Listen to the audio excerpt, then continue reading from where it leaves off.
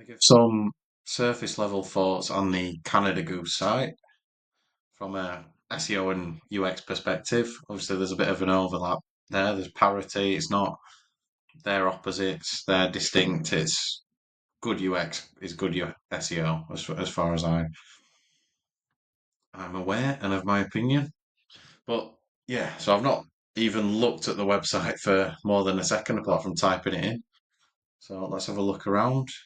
A lot of these big brands, like on my other videos, don't take advantage of non-branded search. So they'll completely rely on the strength of the brand awareness, hoping for people to search Canada Goose coats or Canada Goose trousers or whatever it might be.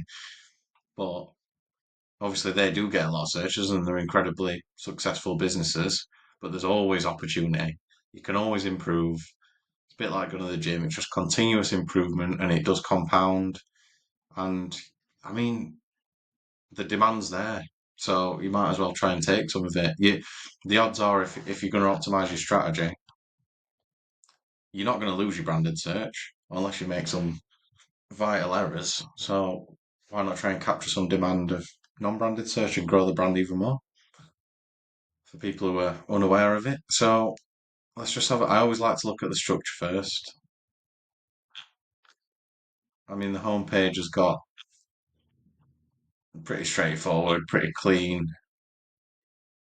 holiday gift guide. It's got seasonal stuff, no carousel. Not a massive fan of especially dynamic carousels that are constantly switching. Sales to wear now. A little bit basic, but yeah, it works. I mean, from the main nav point of view, there's gifts first off where I know Christmas is on the horizon, so they might have shifted this to the primary position on the main nav, the left hand side on desktop. So that possibly is a reason why, but generally, I associate anyways, men's coats tends to be Canada Goose, so you think men's would be on the left, but gifts might be working. I mean, stuff like this where you're rearranging the main nav for different seasons and different times when demand's going up and down for certain things. A/B testing can work really well, and there's apps that can do that.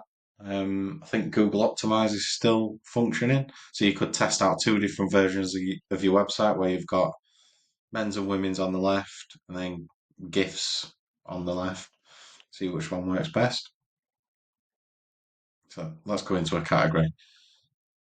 So straight away, there's not much clarity when it comes to the page. From my opinion, I do just like the standard sort of H1. I mean, there's featured links for related collections there, and the gifts for her collection is highlighted. It's a little bit more prominent. The white's a bit brighter, but apart from that, if I just landed on this page and I didn't know the URL, I wouldn't really know which sort of collection I was on, and if I didn't notice the brightness, just not great for accessibility.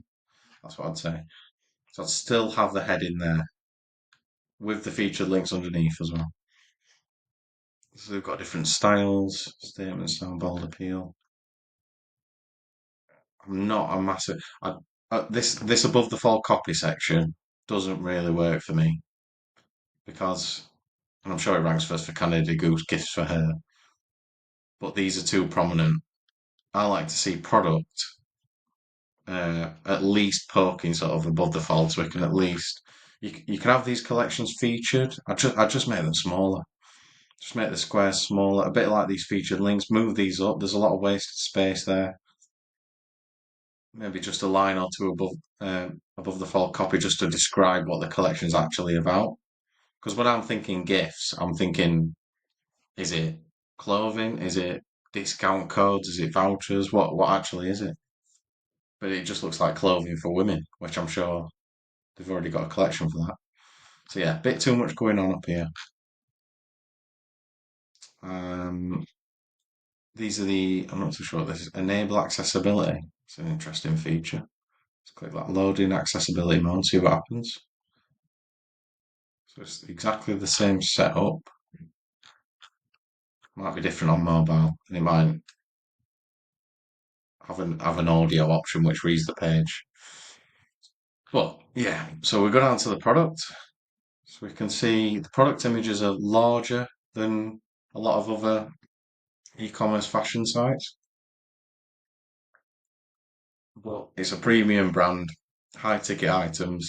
I'd expect that they're very sort of image focused. So this is not completely unexpected and cavalier sort of thing. So if we look at, there's a lot of variation, which is always a bonus. Pulled this up on other websites. We don't just want the same colour of hoodie in the first four products.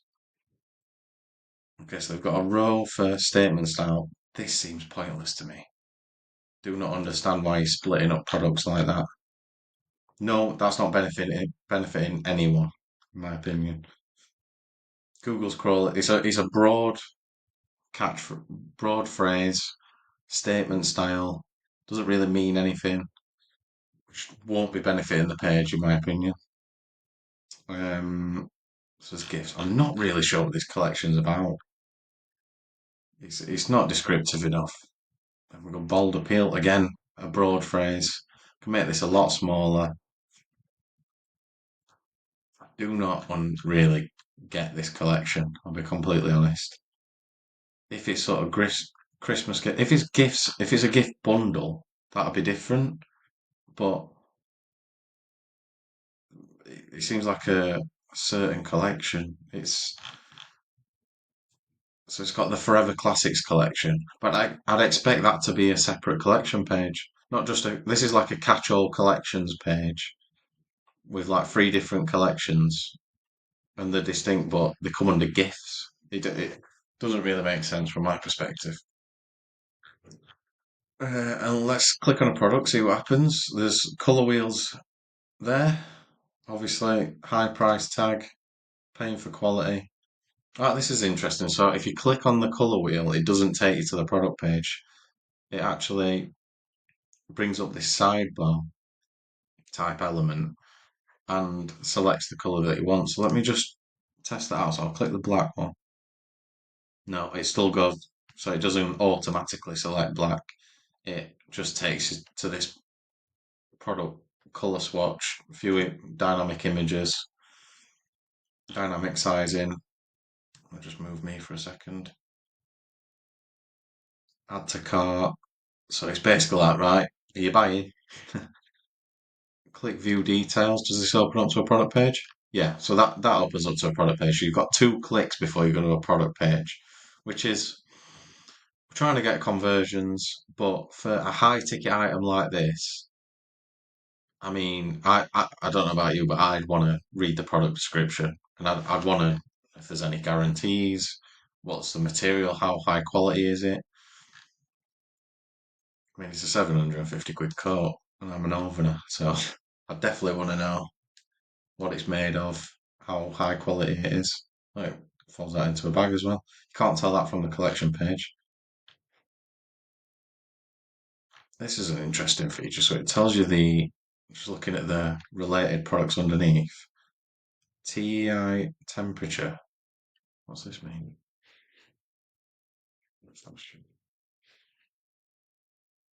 Thermal experience index. So I believe that'd be what sort of temperatures you can wear the coat in, and it'd still keep you warm, basically. Right, let's have a quick look at another collection. So we've got a women's bombers. Ah, so this is a different setup, different template. Featured links with related collections there. Again, I think these could be. This is more like it. This is a much better design for UX and SEO. I would on the other page. I'll try and replicate this. I'd even make these a little bit smaller because you can't see the images anyway that clear. If you made them, seen them on other websites, they're just smaller versions of circles there, and they've got a little bit of above the fold copy. So I don't know why they've gone for a different design on the gifts for her. This one works much better. Products poking above the fold there. We've got faceted navigation here. Okay, so this opens out a little bit. Temperature rating, so you can actually filter by the temperature rating. Okay, so if I wanted to go for In fact, I'll pretend I'm shopping for me. So we've got a men's. I'd expect to see coats on here. So that's what they're kind of famous for. But yeah, they've gone for sub collections. So I'd go for size, large, colour. Quite like the white ones. This is nice where it dynamically adds the number. I've mentioned this on every video review I think I've done, where it says the number of products if you select these filters. Really do like this thermal index thing though. It's just something unique that helps the website stand out. So what happens? Does this open up the sidebar if I click the colour swatch? No, so this is different to that gifts collection page. This is much better in my opinion. So you can select the different colours and it dynamically changes the image. And then you click on the product image, takes you to the product page. We can start to really see it. That all being said, even though this one's got a better experience, I would still say there's potential for non-branded searches where they're not picking it up. So if I just jump onto C ranking,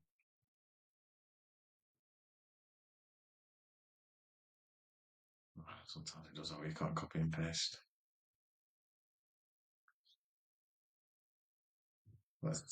This is a third party tool, so take it with a pinch of salt. And the website's clearly doing all right because it gets 500,000 searches a month, according to this. And that was good. We got more in the US. Yeah, we'll just do worldwide. 2 million searches a month. What do I know? Right, organic keywords. Right, let's just have a look at the URL for the collection pages. Okay, so it's not a Shopify site. It's not slash collections or slash products. It's using the actual subfolder of the product category. So it's men's slash outerwear slash bombers, whatever it is. Right, let's find less generic one. Women's parkas. So let's have a look at keywords for that. I would be surprised because of how the website's set up if they get any non-branded. I'm sure they get some non-branded traffic, but I can't imagine it. Might do for women's parkas, but more generic terms. Women's parka sale is ranking top.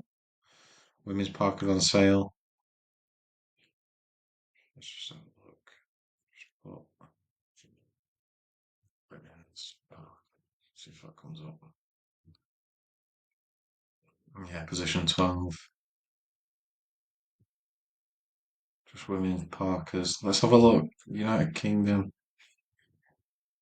Oh, this is a different subdomain. Let's get rid of that and run the old experiment.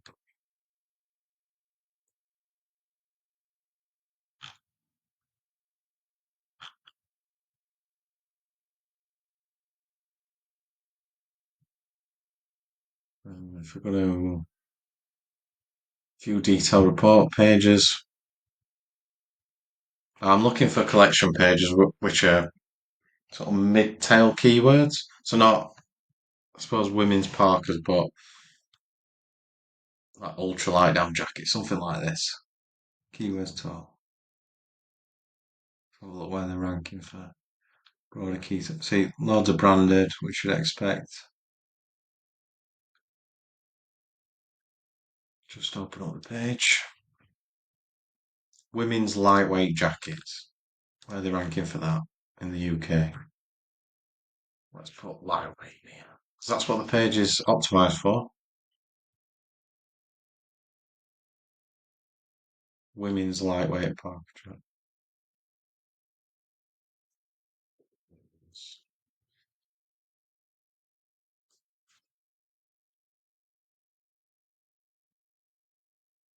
Does it contain? Let's just fill that. Include. Forget about that. So it's got to include, and this will be the term containing.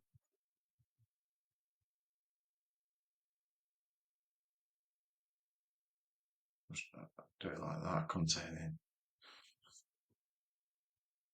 women's lightweight jackets. Look at the positions here. And I'll just double check that in the search as well. Obviously, I've been on the site, so it should give it a bit of a positive boost. Nothing, North Face is there, similar wintry brand. Okay, so it is ranking seventh. One, two, three, four, five, six, seven, eight. I mean, the potential there to improve it even more. Let's take another one for example. So, men's Gilets. Now, these are really high ticket. So, men's Gilets. So, I'm gonna see where they are. So, that's that. I wouldn't say that's as much of an opportunity.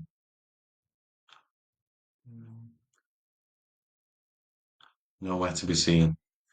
What happens if we look for men's premium Gilets? Three, four, five. Let's do control F, Canada. No, nowhere to be seen. So this is exactly the sort of opportunity I was talking about. These are premium Gilets or high quality luxury, whatever you want to call them. This page should be optimized for that. So if the H1's got men's premium Gilets, talk about the high quality of them in the above the fold copy, optimize the meta title for that. This is a real opportunity. But yeah, interesting site.